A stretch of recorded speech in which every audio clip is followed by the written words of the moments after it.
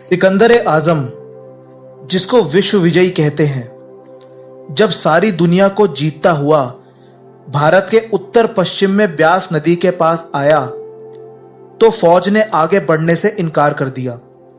मजबूर होकर वह वापस लौट पड़ा। उसने ज्योतिषियों से पूछा कि मेरी मौत कब होगी। ज्योतिषी समझदार थे। उन्होंने हिसाब लगाकर देखा कि उम्र बहुत थोड़ी है, करीब करीब खत्म हो चुकी है।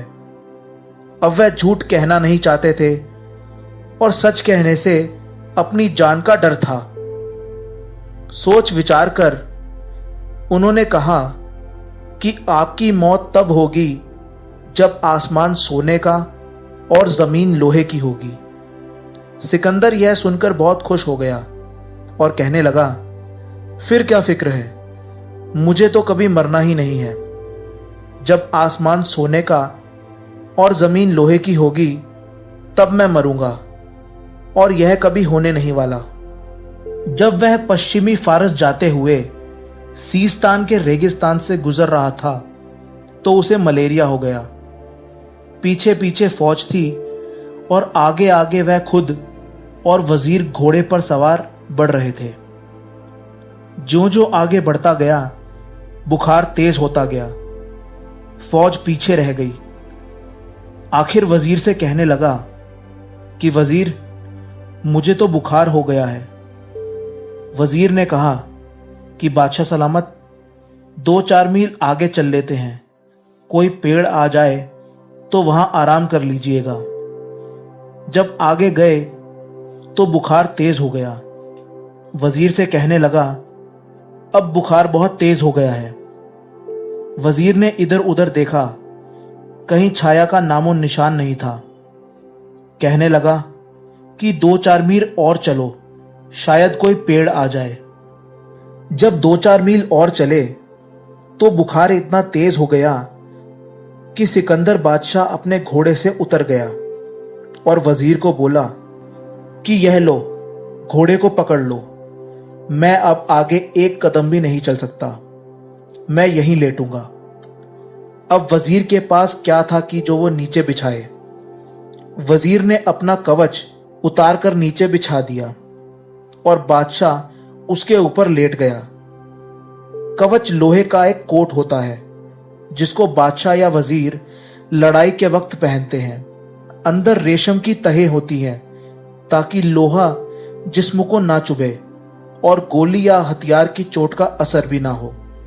दोपहर का वक्त था, गर्मी जोरों की थी, पेड़ों का कहीं नामो निशान नहीं था। वजीर क्या करता?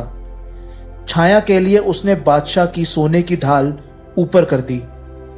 अब जब मौत आती है तो आदमी को पता चल जाता है। सिकंदर सोचने लगा कि ज्योतिषों का कहना सच हो गया। इस समय जमीन लोहे की है और आसमान सोने का। अब मेरी मौत होगी। इतने में सारी फौज और हकीम वहां पहुंच गए। बादशाह ने कहा कि मेरी नब्ज देखो। नब्ज देखकर हकीमों ने कहा कि जनाब, अब आप बच नहीं सकते। सिकंदर ने कहा, मैं अपना आधा राज्य तुम्हें दे दूंगा, मुझे एक बार मेरी मां से मिला दो। हकीमों ने कहा, यह मुमकिन नहीं है क्योंकि हमारे पास अब कोई इलाज ही नहीं है। सिकंदर ने फिर कहा, मैं अपना सारा राज्य तुम्हें दे दूंगा, मुझे एक बार मेरी मां से मिला दो, मैं मांग कर रोटी खा लूंगा।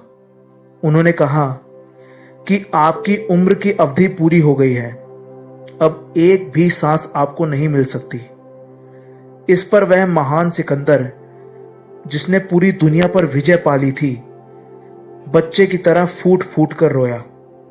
तो दोस्तों, हमारे जीवन में एक दिन में लगभग 24,000 सांसें होती हैं और एक एक सांस करोड़ करोड़ रुपए की है, जिसको हम व्यर्थ में ही हंसने खेलने और निकम्मी बातों में गवा देते हैं। मनुष्य का जीवन परमात्मा को प्राप्त करने के लिए दिया गया है और मालिक से मिलने का उपाय हमें करना चाहिए। हमें अपनी एक एक सांस का मूल समझना चाहिए। मनुष्य जीवन बहुत ही उच्च कर्मों के बाद प्राप्त होता है और इसका हमें पूरा फायदा उठाना चाहिए।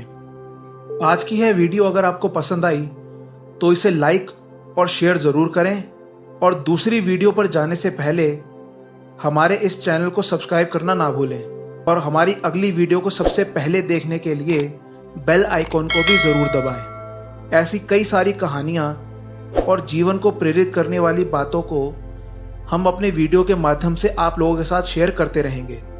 जाने से पहले थैंक्स फॉर वॉचिंग।